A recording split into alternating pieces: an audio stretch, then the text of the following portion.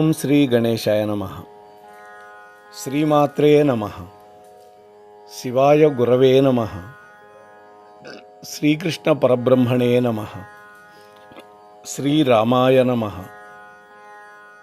శ్రీ గురుభ్యో నమః. సచ్చిదానందరూపాయ విశ్వోత్పత్యాదిహేతవే తాపత్రయ వినాశాయ శ్రీకృష్ణాయ వయం నమః. మోహనవాణి ఛానల్ ద్వారా ఈ వీడియోని వీక్షిస్తూ ఉన్నటువంటి భక్తామ తల్లులకు తండ్రులకి ముందుగా నా యొక్క సాధువాదాలు. ఈ రోజున సత్సాంగత్యం యొక్క ఫలితాన్ని చెప్పుకునేటటువంటి విధానం ఏంటో చూద్దాం. సత్సాంగత్యము అంటే మంచి వాళ్ళతోటి సంబంధం ఏర్పరచుకోవటం, వాళ్ళని ఆశ్రయించుకొని ఉండడం. సత్సంగత్వే నిస్సంగత్వం, నిస్సంగత్వే నిర్మోహత్వం, నిర్మోహత్వే నిశ్చలతత్వం అని మనకి శంకర భగవత్పాదులు భజగోవిందంలో చెప్పారు. భగవంతుడి యొక్క సృష్టిలో ప్రతిదీ కూడా ఒక ఆధ్యాత్మిక పాఠాన్ని మనకు నేర్పిస్తుంది. అయితే మనం పరిశీలనగా చూడాలి. ఉదాహరణకి బియ్యం గింజ, వరి గింజ అంటే వడ్ల గింజ, ఈ రెండింటికి మధ్య ఉన్న సంబంధంలో ఎంతో గొప్ప ఆధ్యాత్మికత దాగి ఉన్నది. మనం పరిశీలిస్తే పొట్టుతో ఉంటే వడ్ల గింజ, పై పొట్టును తొలగిస్తే బియ్యపు గింజ. పొట్టు ఉంటేనే ఆ వడ్ల గింజ మళ్ళీ మొలకెత్తుతుంది, అంటే పునర్జన్మ వస్తుంది. పొట్టును తొలగించినట్లయితే ఆ గింజ మళ్ళీ మొలకెత్తే అవకాశమే లేదు, అంటే జన్మరాహిత్యం, మోక్షం కలగటం. ఇక్కడ పొట్టు అనేది అజ్ఞానంతో ఉన్నటువంటి ఒకానొక పదార్థం. అజ్ఞానమే పొట్టు రూపంలో ఉంది. ఇక్కడ ఒక ఆవరణగా ఉంది. మనకు కూడా అజ్ఞానం అనే ఆవరణ కప్పివేయటం వల్ల మనం మోక్షాన్ని పొందటానికి సరైనటువంటి ప్రయత్నం చేయలేకపోతాం. అంటే అజ్ఞానంతో ఉంటే జీవుడు ఆ అజ్ఞానం గనక తొలగిపోతే దేవుడు అవుతాడు. చూసారా, అజ్ఞానంతో ఉంటే జీవుడు అని పిలువబడతాడు. అజ్ఞాన పొర తొలగిపోయిందనుకోండి, అజ్ఞానం అనే అంధకారం తొలగి చక్కటి సూర్య భగవానుడి యొక్క కాంతి ప్రసారం జరిగితే అప్పుడు మానవుడు మహనీయుడవుతాడు, దేవుడవుతాడు. అజ్ఞానం కలిగిన వాడికి పునర్జన్మ అనేది తప్పదు. అజ్ఞానం తొలగించుకున్న వాడికి పునర్జన్మ లేదు. కాబట్టి మనం అందరం కూడా ఇలాంటి సత్సంగంలో చేరి సద్గ్రంథ పఠనం చేసి అజ్ఞానాన్ని తొలగించుకునేటటువంటి గొప్ప ప్రయత్నం చేయాలి. ప్రయత్నమును చేస్తేనే పని, సాధనమున సమకూరు ధరలోన అని అన్నారు కదా. సజ్జనుల యొక్క సహవాసంతో, సజ్జనుల యొక్క సేవ చేసుకుంటూ భగవంతుడు మనకిచ్చినటువంటి మానవ జన్మని చరితార్థం చేసుకుంటే మంచిదే కదా. ఇప్పుడు ఎలాంటి సత్సాంగత్యం చేయాలో తెలిపేటటువంటి ఒక మంచి కథని పరిశీలిద్దాం. ఒకసారి ఒక వేటగాడు అడవికి వెళ్ళాడు వేటాడటం కోసం.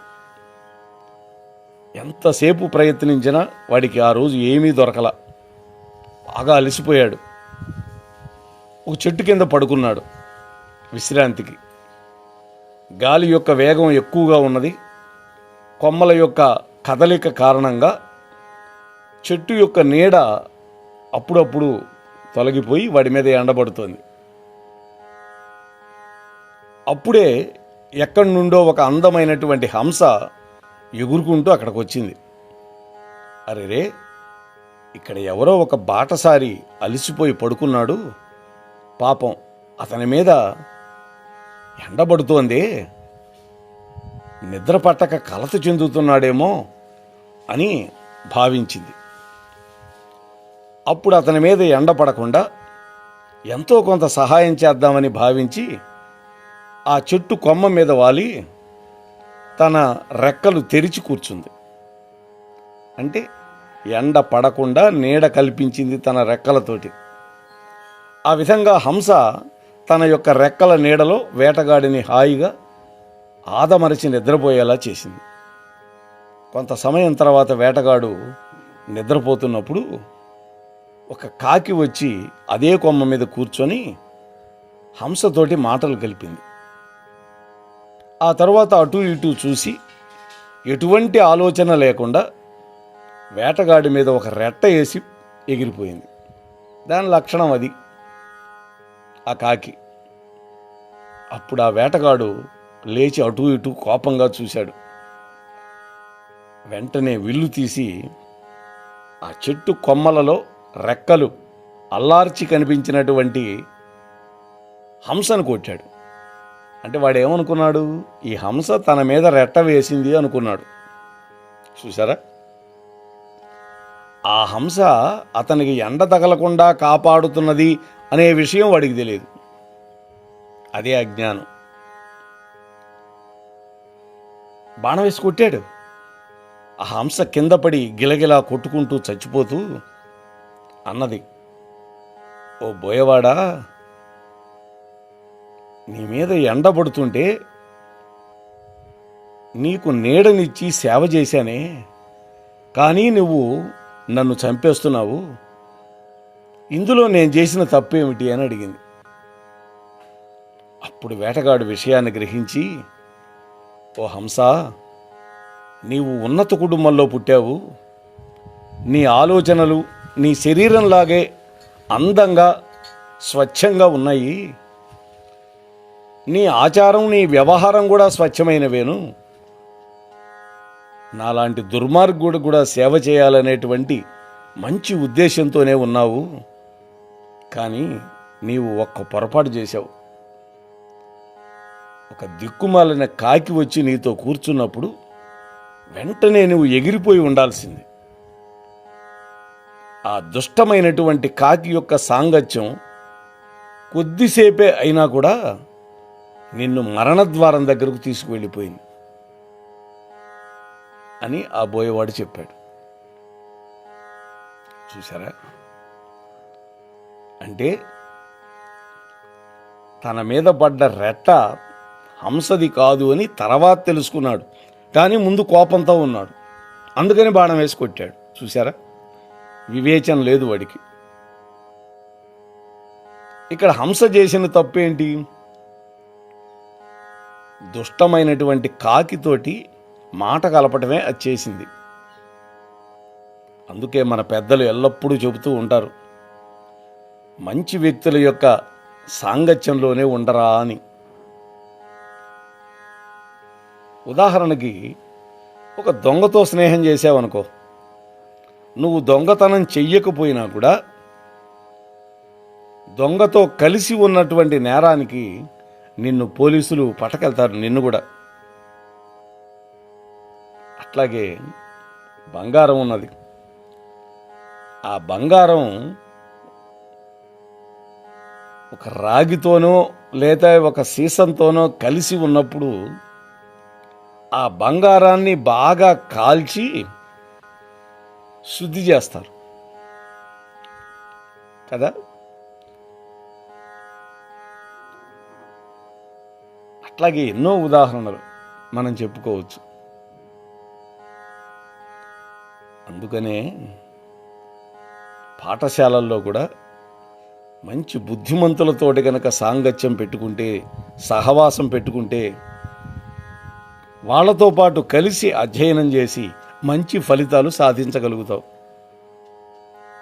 అదే తాగుబోతు స్నేహితులు కలిశారనుకో, వాళ్ళతో పాటు గానా బజానా, దానివల్ల నీ జీవితం నాశనం అయిపోతుంది. అక్కడ నీ తల్లిదండ్రులు వాళ్ళ పొట్ట మార్చుకొని ఎంతో కష్టపడి నీకు డబ్బు పంపిస్తూ ఉంటే, నువ్వు ఆ పుస్తకానికని ఈ పుస్తకానికని తెప్పించి మందు బుడ్లకి ఖర్చు పెట్టి నువ్వు ప్రవర్తిస్తే చివరికి నీ బ్రతుకు నాశనం అయిపోతుంది. తద్వారా నీ తల్లిదండ్రులకి నీ వల్ల అవమానం కలుగుతుంది. ఇలాంటి పనులు చెయ్యకూడదు అని నేటి యువతరం తెలుసుకోవాలి. అట్లాగే ఒక ఆఫీసులో పనిచేస్తున్నారు కొంతమంది. అందులో ఒకళ్ళిద్దరు లంచావతారాలు ఉంటారు. వాళ్ళతో సాంగత్యం చేస్తే వాళ్ళు చెడింది కాక వీడిని కూడా చెడగొడతారు. వాళ్ళకు తోడు ఉండాలిగా. దానివల్ల ఉద్యోగం కోల్పోయేటటువంటి స్థితి కూడా ఒకానొక రోజు రావచ్చు. అందువల్ల దుష్టులతో సాంగత్యం ఎప్పుడు కూడా ప్రమాదకరమే అనేటువంటి అద్భుతమైనటువంటి సందేశాన్ని ఈ కథ ద్వారా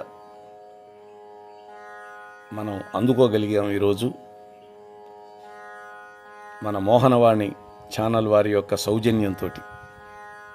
కాబట్టి వారికి మరొక్కసారి కృతజ్ఞత తెలియజేస్తూ, మీకు నచ్చితే లైక్ చేయండి, అలాగే మీ బంధుమిత్రులతో షేర్ చేయండి, కామెంట్ కూడా పెట్టండి. ఇంకా ఎవరైనా సబ్స్క్రైబ్ చేయకుండా ఉంటే ఛానల్కి తప్పనిసరిగా సబ్స్క్రైబ్ చేసి సహకరించవలసిందిగా మిమ్మల్ని అందరినీ మరొక్కసారి కోరుకుంటూ ముగిస్తున్నాను. స్వస్తి. మోహనవాణి తెలుగు పోడ్కాస్ట్ వింటున్న శ్రోతలందరికీ హృదయపూర్వక ధన్యవాదాలు.